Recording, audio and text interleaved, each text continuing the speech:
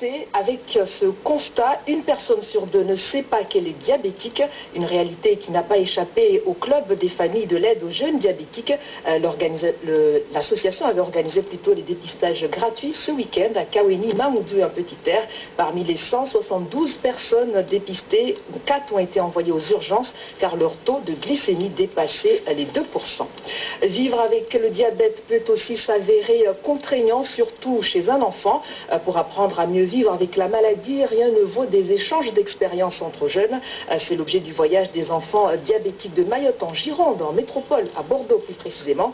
Des moments de partage et de discussion sur la maladie qui les unit. Sophie Néni et Nordine Benismaël. Plus de 12 000 km séparent Mayotte du bassin d'Arcachon, un petit paradis situé à 1 heure de Bordeaux. Et c'est là, malgré la pluie, que le premier échange entre enfants diabétiques mahorais et girondins a eu lieu. Un échange voulu par Joëlle Rastami. C'est elle qui, à Mayotte, a créé l'AJD, un club de famille qui vient en aide aux jeunes diabétiques.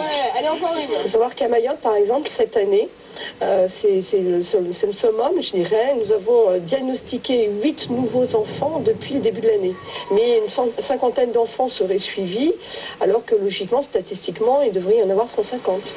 Des enfants unis par la même maladie et que pourtant tout oppose, le climat, l'alimentation et parfois la religion. Mais avant de manger, quand on est diabétique comme Fayane, un test glycémique s'impose. Il est diabétique depuis l'âge de 3 ans, ça fait 6 ans qu'il est diabétique, alors là on n'arrive pas à gérer, ça va. Il n'y avait pas suivi vraiment Mayotte, mais là ça va. On a le médecin, il n'y a pas de diabétique, on a le médecin, des pédiatres qui nous aident pour les équilibres de diabète.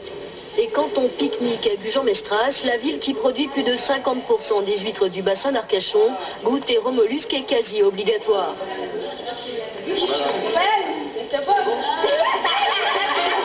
Après avoir festoyé, peut-être un peu plus que la normale, rien de tel pour les enfants que de se dépenser.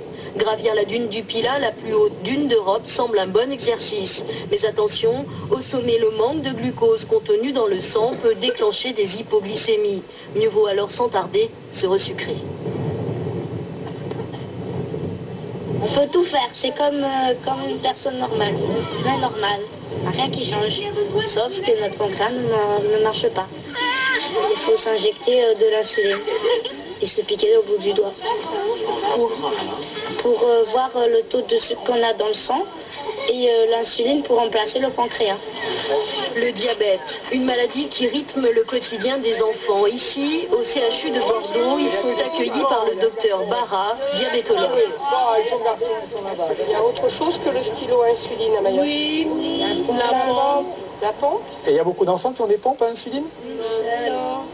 Et chaque fois qu'on voit une rencontre qui permet aux parents et au personnel soignant d'échanger sur les pratiques d'ici et de là-bas. Nous, on a trouvé un grand bénéfice pour les enfants à renforcer les moyens humains qu'on avait sur Bordeaux, avec une équipe assez soudée, une équipe avec diététiciennes, avec psychologues, avec une infirmière qui est capable de prendre les appels et de gérer et d'aider les familles à gérer le diabète indépendamment d'une consultation avec un médecin. Et quand on est dans la ville des leaders du championnat de France, un petit détour par leur lieu d'entraînement s'impose. Même Laurent Blanc s'est prêté à la séance dédicace. Il y a pas de joueurs de Bordeaux qui a ce problème-là, cette maladie-là. Je me reportais à mes connaissances. Je pense que dans le football professionnel, il doit y en avoir, mais à mon avis, très peu.